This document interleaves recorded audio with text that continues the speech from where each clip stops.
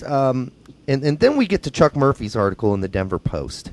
And it says, was U.S. Soccer's Nashville nightmare the product of a coddling system? And his answer is yes. He says, most of the players have been coddled for most of their athletic lives. A couple are the children of university professors. One is a Ghanaian royalty. Several attended the prestigious IMG Academy. And then he makes a point.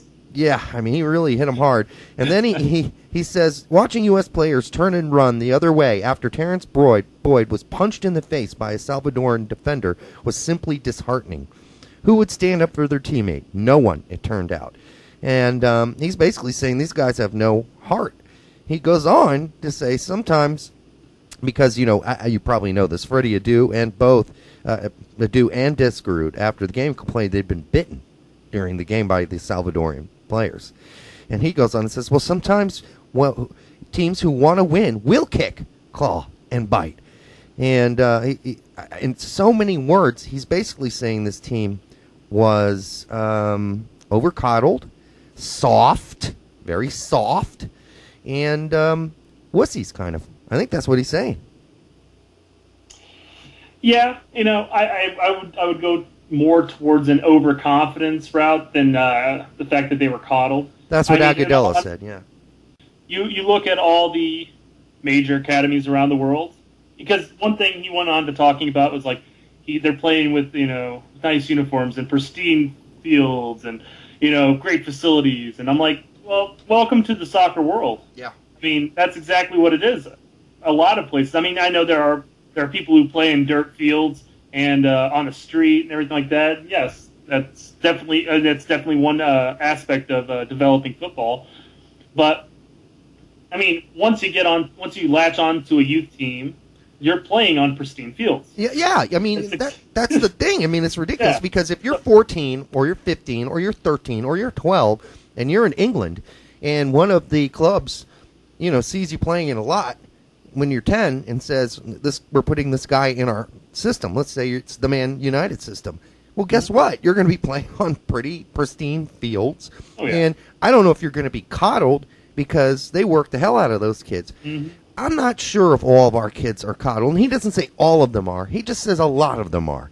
And I'm not sure if that's true with the kids that have been over in Europe, for a long. And we got a significant group of those players played overseas. Now, are some of them coddled? Well, if you listen to Joe Baxmore when we had him on the show last year, or you listen to Jimmy Conrad and the way he describes Adu years ago, when Adu just expected to be on the U.S. national team, you'd have to say that, yes, there has been some coddling going on, right? We're still a relatively small sport in the nation. So, yes, there is some coddling towards the quote-unquote superstars. I think the U.S. obviously played very soft for the most part. There were some players who didn't play soft, obviously. Mm-hmm. And there was obviously a lack of heart for the most part. Again.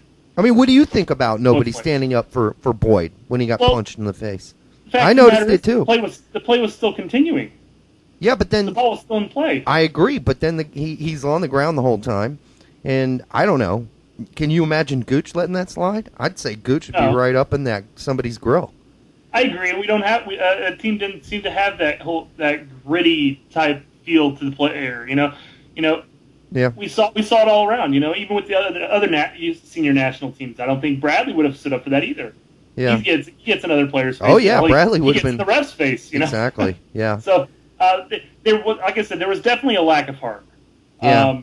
I agree with them that they sort of did shrink from the occasion.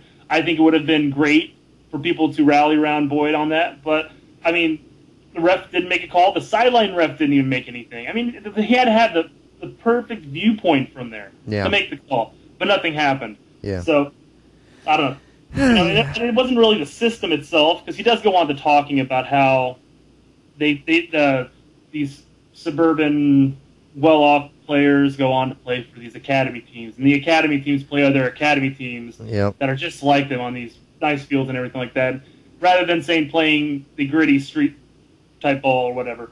But it's not the academy aspect that's the fault here. I mean, you look at the academy ideas that you're taking the best players of your region and you're playing other best teams, the other best players from other regions, or even from your own region. Uh-huh. But just to use Indiana as an example, we've got one DA club.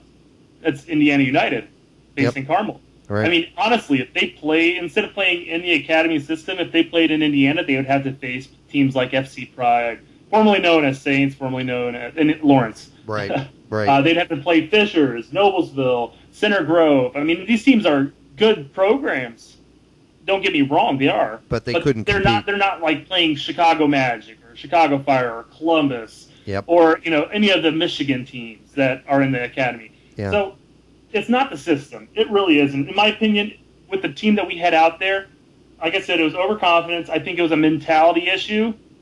Mm-hmm. And I think maybe perhaps a level of technical competence. They're all, quote unquote, big fish in a small pond. Right. If you will. Well, they had just recently beat Mexico and Canada before the qualifiers 2-0, and then they beat Cuba 6-0, going into playing Canada again, and then playing El Salvador. I mean, their thought process just most likely wasn't there. well, and Agudelo even said it. He said they were probably overconfident going into that game. Now, I don't know how you go into the El Salvador game overconfident after losing to Canada, but that's what he said happened. And that's fine. Confidence is great. Overconfidence is not. But as you pointed out, there were a lot of other problems going on. And, Matt Doyle, go on to the next article, pointed out what some of those issues were. He says, hey, and Grant Wall backs this up and says that Caleb Porter was naive. The system he used was naive. Now, Matt Doyle says the 4-3-3 was wrong because we are not yet Spain. And in a lot of ways, I have to agree with him, even though that 4-3-3 a lot of the times looks more like a 4-5-1. And he says, we all want the U.S. to look like Spain as soon as possible. But even current Spanish generations are a product of 40 years of Barcelona's La Masia Academy. Okay? Mm-hmm. And he says that Porter got away from what this age group has, their strengths. They're big, strong forwards and guys who can cross the ball. And if you set up the right thing, and again, it just goes back to this whole 4-4-2 is horrible,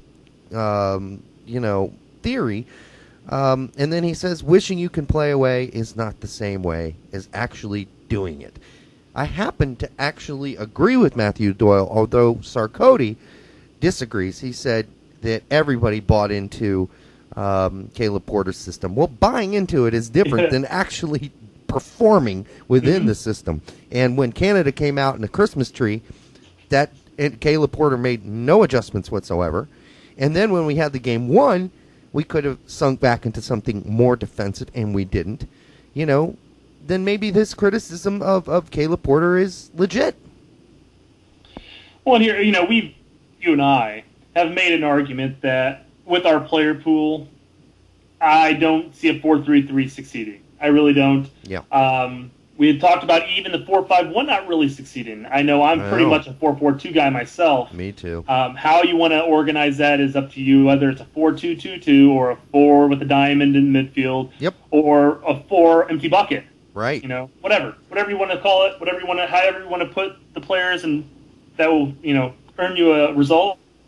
Do it. That's great. Yep. But forcing a different type of formation onto a team doesn't really work. Yeah. And the 4-3-3, while we do have players who can play that, and it can be successful. The U23s were doing pretty well prior to the qualification. Yeah, that's the other thing. They were actually doing well with it. So it's not that the formation is off, or even the player pool couldn't play it. But when the other team comes out and completely counters your setup, your formation, right, with something that's going to crush your midfield, because there's no width or depth or anything in the midfield. There was basically 3 players trying to cover a lot of fucking ground. Exactly. Yeah. Canada flooded the midfield. Right. This is my negative towards Porter. I don't put all the blame onto him. There's a lot of blame being placed on the players here, but if your team is being outmatched in the midfield and you've got 3 guys in there, you have to adapt and change. Yeah, absolutely. And Grant Wall totally agrees in many ways with Doyle. And he even points out Caleb Porter showed a surprising tactical naivete. failing to come up with the changes necessary to deal with Canada's unexpected 4-3-2-1. And he's right. The other thing is that, we really had some players on the defensive end who just didn't show up. And, we didn't have Alfredo Morales. And I think it was Leander Schlarankens who said, that was a problem. We really needed Alfredo Morales. Our back four, didn't look good. And then, there were all kinds of things that were wrong. I mean, the goalkeepers didn't play that. Bill Hamid, I'd never really seen him play that bad before. Sean Johnson's error, I've never seen him make an error like that before.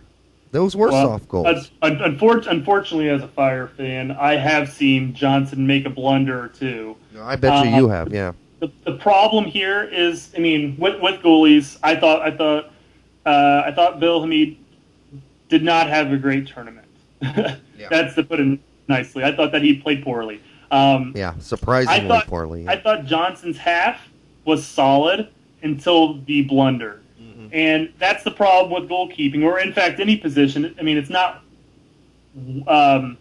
what you save, but what you let in.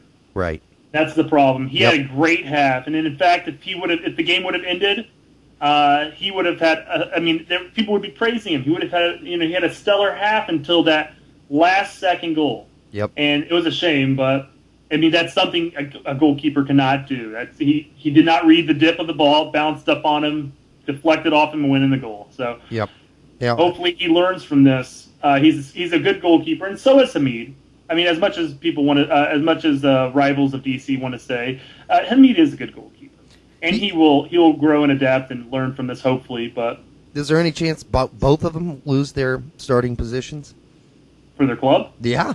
Because with Tornagi tearing up the that's right. field, Johnson's probably not going to immediately jump back onto the pitch. And Willis, Tornagi has to do something bad. And Willis at DC, he's been playing fantastic. Mm-hmm. It's tough for any manager to make this decision. Would you go with your seasoned goalkeeper, or do you want to go with what's going right now? You've got to continue going right now. Double whammy, man. Rights, but. Yeah, you lose in the Olympics and you come home, you also lost your starting job. Ouch. That's got to hurt. It'll make them. They've got to put their nose to the grinder and work forward.